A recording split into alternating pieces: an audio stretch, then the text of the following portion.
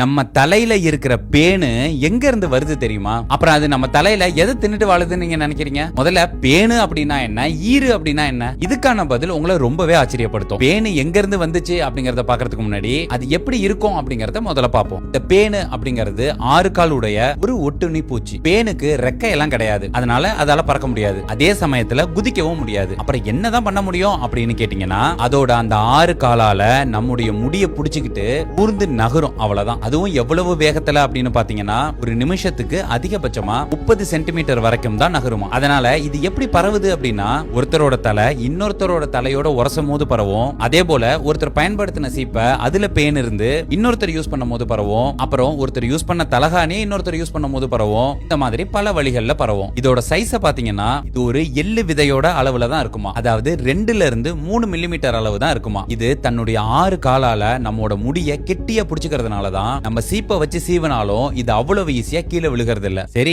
இது எதை தான் சாப்பிட்டு வாழுது அப்படின்னு கேட்டீங்கன்னா, இதுக்கு உணவு அப்படின்னு பாத்தீங்கன்னா நம்முடைய ரத்தம் மட்டும்தான். ஒரு நாளைக்கு இது பல தடவை நம்ம தலையில உள்ள தோலை கடிச்சு கொஞ்சமா நம்முடைய ரத்தத்தை குடிக்குமா. இப்படி ரத்தத்தை குடிச்சுதான் இது உயிர் வாழுது. ஒரு பேனோட ஆயுள் காலம் 30 நாள் அப்படின்னு சொல்றாங்க. ஆனா அதுக்குள்ளேயே இது 1000-2000 முட்டைகளை இடுமா. அந்த முட்டையையும் எப்படி இடும்னா, நம்ம முடியோட அடிப்பகுதியில ஒரு பசை மாதிரியான திரவத்தை சுரந்து அது மேல அந்த முட்டையை இடுமா. அந்த பசை ஃபெவிக்விக் க்ளூ மாதிரி ரொம்ப ஸ்ட்ராங்கா இருக்கும். அதனால அவ்வளவு ஈஸியா அந்த முட்டை கீழே விழுந்துராது. இந்த பேனோட முட்டையை தான் நம்ம ஈரு அப்படின்னு சொல்றோம். சரி, இந்த பேனு எங்க இருந்து தான் நம்ம தலைக்குள்ள வந்துச்சு அப்படின்னு கேட்டீங்கன்னா, எங்க இருந்தும் தலைக்குள்ள வரல. அது நம்ம கூடவே தான் கிட்டத்தட்ட 60 லட்சம் வருஷமா வாழ்ந்துட்டு இருக்குன்னு சொல்றாங்க. குரங்குல இருந்து மனுஷன் பிரிஞ்சான்னு சொல்றாங்கல்ல, அப்படியே அந்த குரங்குகிட்ட இருந்த பேனு பரிமாண வளர்ச்சி அடைஞ்சு மனிதர்களோட முடியல வாழ்ற மாதிரி மாறிடுச்சான். அப்படின்னா என்ன அர்த்தம்னா, இந்த பேனு எந்த விலங்கோட உடம்புலையும் வாழாது, மனுஷங்களோட முடிகள்ல மட்டும்தான் வாழுமா. மீன் எப்படி தண்ணியில வாழ்தோ, அதுக்கு எப்படி அதுதான் ஏத்த சூழ்நிலையோ, அதே மாதிரி தான் இந்த பேனு அதுக்கேற்ற சரியான வெப்பநிலை,